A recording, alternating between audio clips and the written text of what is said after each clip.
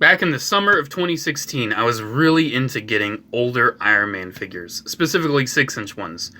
And to get the Mark III, and I think it was also the Mark II, I had to buy this one, the Repulsor Red Iron Man. And for years, this has kind of served as a place filler for a Silver Centurion in my collection. And I don't need it anymore because I splurged and spent $90 on the Comicave one. So yeah, Comicave Silver Centurion is here, and I love it. It's an older figure, sure. It's not like, oh, this is brand new. It's been out for a while, and there's plenty of listings on eBay to pick it up for just like 90 bucks or something. And you may be thinking, oh, it's from China. It's fine. It's fine. China does not release knockoffs of these. If you order one from China, it is an official Comicave figure. For some reason, that's just mostly where they're distributed from.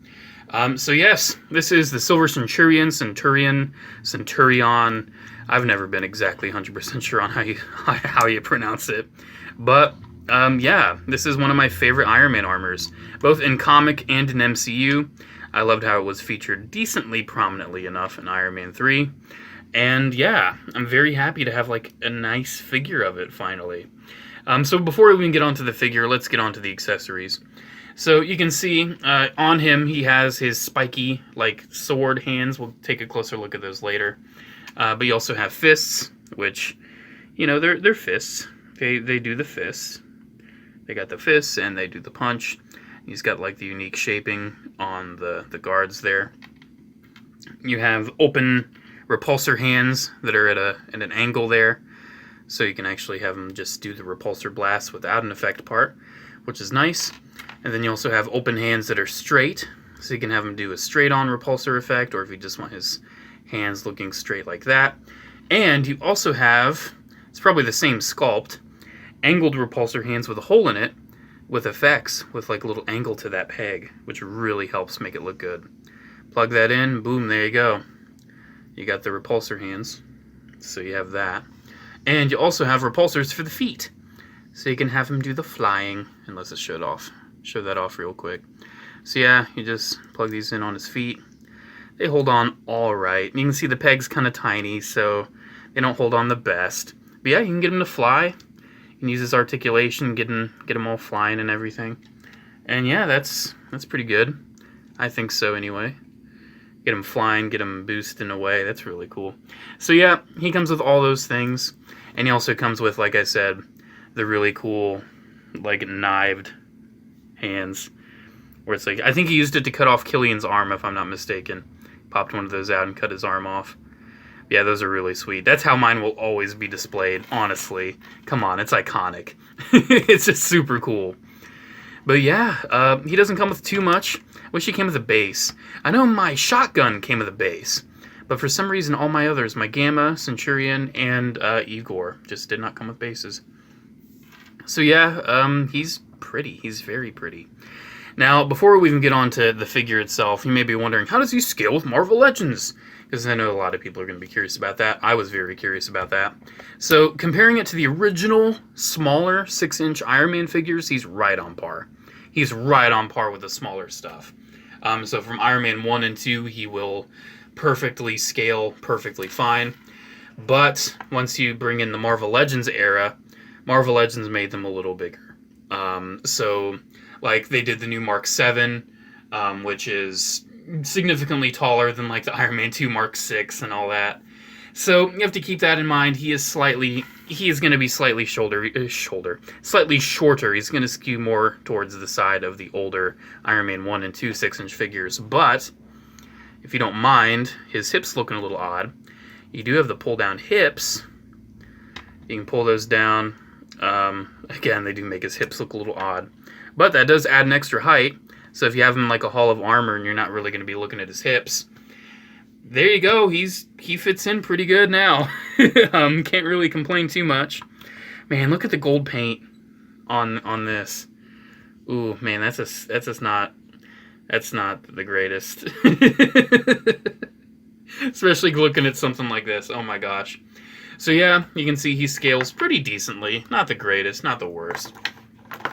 He does have a feature, as all these Comicave figures do, where you can make him light up. So he's got these little flaps on the back that always flip-floop everywhere. But look at how nice he looks. Look at that paint. Yes. Yes, please. I like that paint. Yeah, you got those. But this is why I keep the thumbnail long. It's just a joke, me saying that at this point. But it is, genuinely. So you can peel that off and then flick the switch. And if you flick the switch while you're actually looking, it's very bright. It's very bright. If you shine this directly in your eyes, it'll make you want to squint. Very bright. This guy has 4 desk lamps hidden him right now. And you can still see how bright those LEDs are. So yeah, that's gorgeous. Absolutely gorgeous. I mean, it's good for pictures. Like, if you just want to take a few pictures with it. But I always have a love-hate relationship with light-up effects because you always want them always lit up all the time, especially when you're messing with them and playing with them and all that. But you don't want to ruin the batteries. You don't want, you just don't want to keep replacing and buying new batteries over and over. And it's almost like as you have it on, you feel like, I'm wasting the batteries. I have to turn them off. I'm wasting the batteries.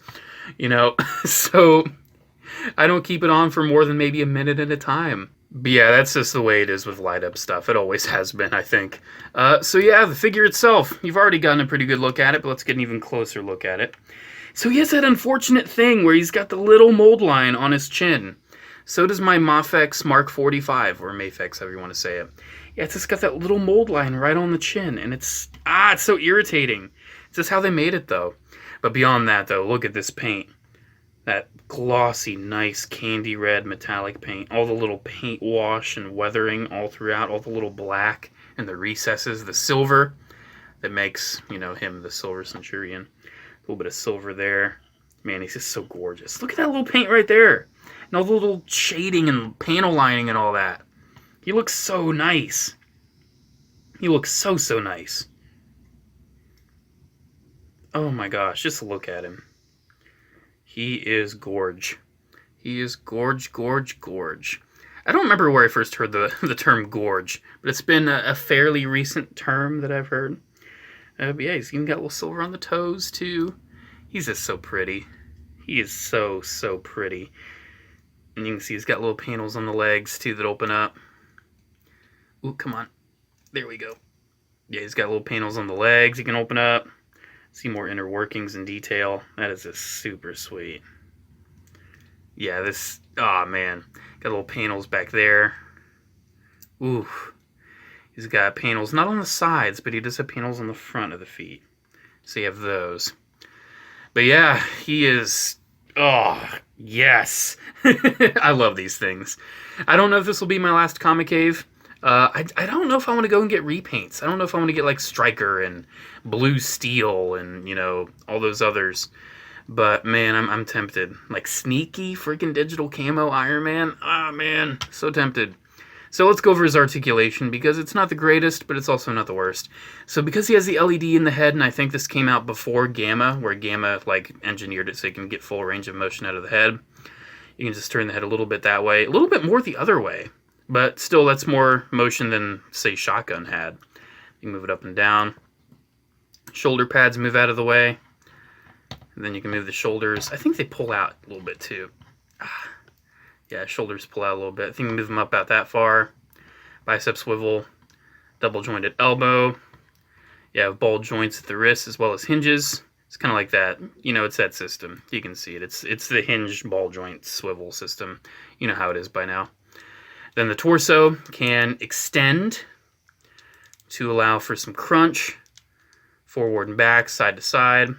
But if it's not extended, you don't get nearly as much.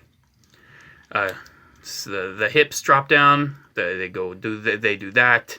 They do this as well. They do, whoa, that's a bend. And then you have at the end, in the foot.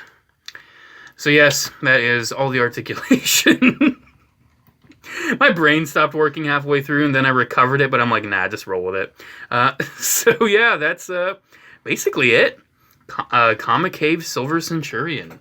I love this thing. Absolutely love it. For sure one of my favorite pickups of the year. Every time I get a Comicave, it's an event, and I'm always very excited and happy with them. This guy was sitting out on the front deck for a few days, though, because I was away. and I was so worried that it would be stolen or the package would be damaged by the rain or something. But no, he was just fine. He was just sitting on my front deck for a few days. Whew, thank goodness he was safe. Alrighty though, thank you so much for watching, guys. Do all the stuff, whatever. Have a good one. I'll see you in the next video. Blah blah blah, blue blah blue blah blue. Iron Man.